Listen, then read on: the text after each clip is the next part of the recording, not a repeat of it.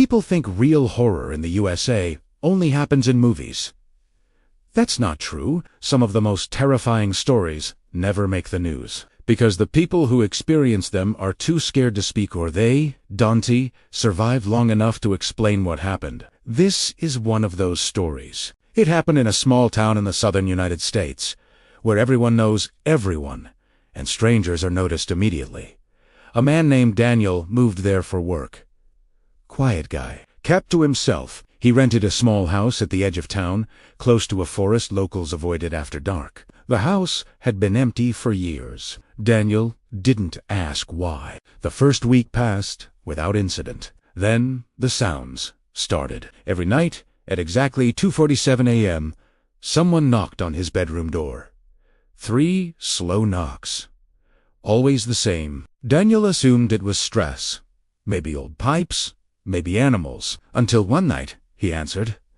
When he opened the door, the hallway was empty. But the knocking continued. This time, it came from inside the walls. Low scratching sounds followed, moving from the hallway toward the bedroom ceiling. Daniel stood frozen as something dragged itself above him, stopping directly over his bed. Then it whispered his name. Not shouted. Not, growled. Whispered. Daniel didn't sleep after that night. He started noticing marks on his body, thin red lines across his arms and chest, like fingers pressing too hard into skin. He installed cameras inside the house. On the third night of recording, the footage caught something impossible. At 2:47 a.m., his bedroom door opened on its own. Then something stepped into view. It looked human at first. Tall, thin, its limbs bent slightly wrong, like joints didn't fully work anymore. Its face was blurred on camera, but its mouth stretched wider than it should have. It stood beside Daniel's bed for over an hour, not moving, just watching. The next morning, Daniel went to the local police.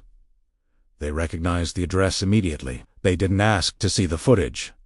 They just told him to leave town. When Daniel asked why, one officer quietly said, "Everyone who stays there long enough starts hearing their name."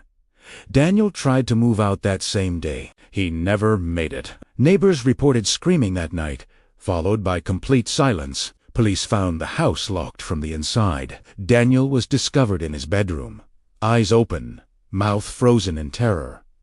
No signs of struggle, no cause of death. The cameras were gone.